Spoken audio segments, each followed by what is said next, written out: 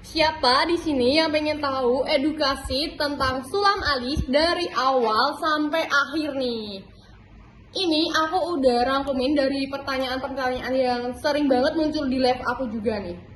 Nah, yang pertama nih, kenapa sebelum sulam alis itu harus dipola dulu gitu? Ya supaya simetris di pola kayak disipat gitu. Soalnya kan setiap orang bentuk wajahnya beda-beda, ada yang bulat, ada yang oval kayak gini contohnya.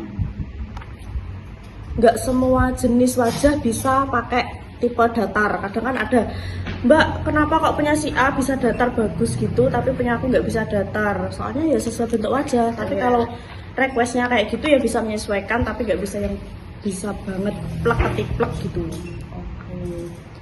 Terus yang kedua nih juga banyak banget yang sering tanya gitu kan, karena pertanyaan tuh red sakit yang dirasakan gitu.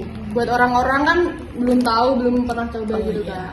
Kalau sakit 1/100 itu di 30% sampai 50%. Di setiap orang kan beda-beda tingkat rasa sakitnya. Ya maksimal 50%. Lebih ke perih sih daripada sakit. Oke Kak.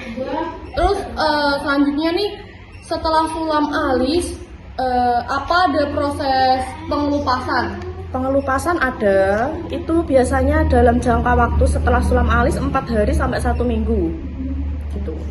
Setiap pengelupasan itu tidak boleh dikelopek, soalnya nanti takutnya tintanya ikut kekelupas.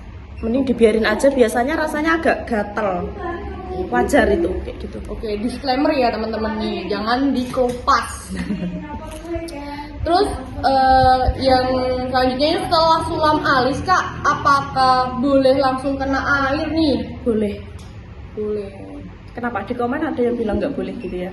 Iya, soalnya di komen tuh ada yang bilang, aku tuh sulam alis di ini nggak boleh kena air Kak, kalau misal aku di sulam alisnya ke kakak bisa nggak nih? Bisa. Soalnya tinta kalau udah emang bener-bener udah masuk pasti kena air nggak apa-apa. Soalnya di sini juga langsung dibilas pakai sabun, pakai air juga. Oke, gini teman-teman ya, langsung boleh mandi kok, aman. Terus yang ada lagi nih, setelah sulam alis tuh harus di-retouch nggak sih Kak?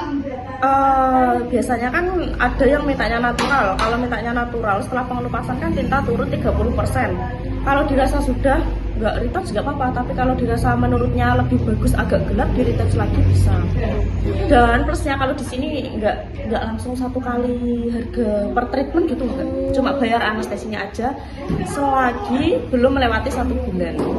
Oke, ada garansinya juga nih. Betul. Bagus banget nih ya untuk teman-teman juga yang baru pemula nih. Terus untuk ibu hamil Kak, apakah boleh disulam alisnya?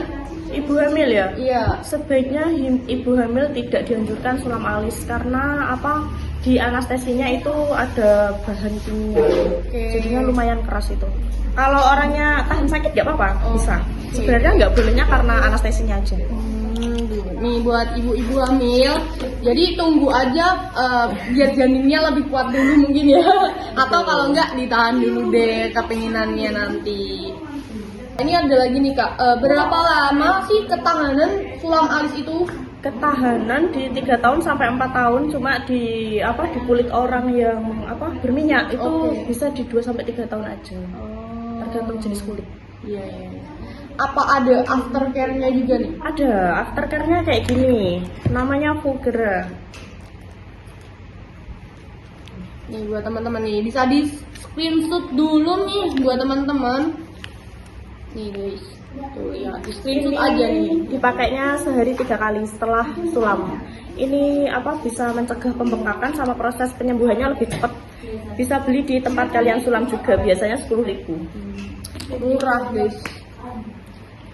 Terus selanjutnya nih Kak, apakah sulam alis itu berdarah? Kalau berdarah enggak sih, harusnya enggak selama ditangani orang yang berpengalaman, enggak. Setahu enggak pernah saya nangani sampai berdarah, enggak pernah. Oke, jadi lumayan ngeri juga ya kalau berdarah gitu. Kalau berdarah itu bisa jadi karena jarumnya masuknya terlalu dalam juga. Sama kecepatan di alatnya itu terlalu kencang. Oke.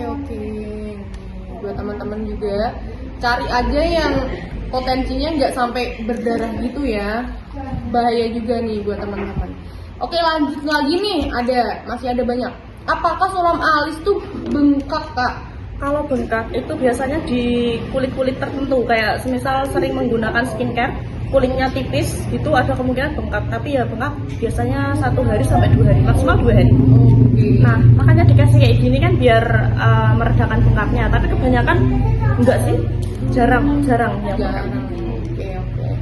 Jadi yang bengkak-bengkak itu masih aman-aman aja ya, bukan yang kenapa-napa gitu. Kalau bengkaknya sampai ke mata nggak bisa melek, itu baru bahaya. Biasanya dia alergi obat juga bisa, obat dari alergi di tintanya bisa.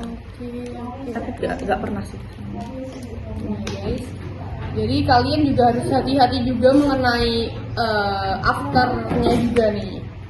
Terus nih yang terakhir Kak, banyak banget yang ditanyain juga buat teman-teman nih.